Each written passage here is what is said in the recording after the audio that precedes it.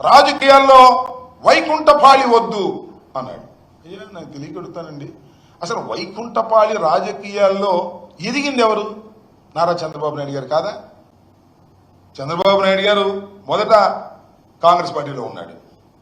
కాంగ్రెస్ పార్టీలో ఓడిపోయిన తర్వాత మామగారి దగ్గర చేరాడు. మామగారి దగ్గర చేరి మామగారి దగ్గర పలుకుబడి సంపాదించుకొని మామగారిని వెన్నుపోటు పొడిచి నుచ్చెనెక్కాడు. తర్వాత మామగారికి సంబంధించినటువంటి కుటుంబ సభ్యులందరినీ కూడా దూరంగా పెట్టేసి మళ్ళా నుచ్చెనెక్కాడు. ఇవాళ ఏంటి జరుగుతుంది?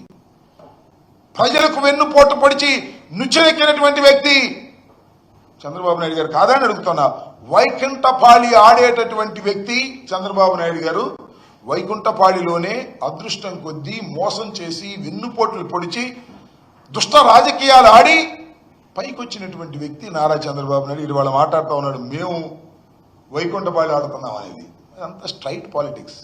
జగన్మోహన్ రెడ్డి గారి అంతా స్ట్రైట్ పాలిటిక్స్. ప్రజలతోనే మమేకమైనటువంటి రాజకీయాలు.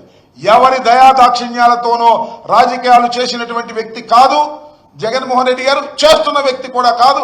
ఎవరి దయాదాక్షిణ్యాలతోనో అధికారంలోకి వచ్చినటువంటి వ్యక్తి కాదు, అధికారంలోకి రావాలనుకుంటున్నటువంటి వ్యక్తి కూడా కాదు.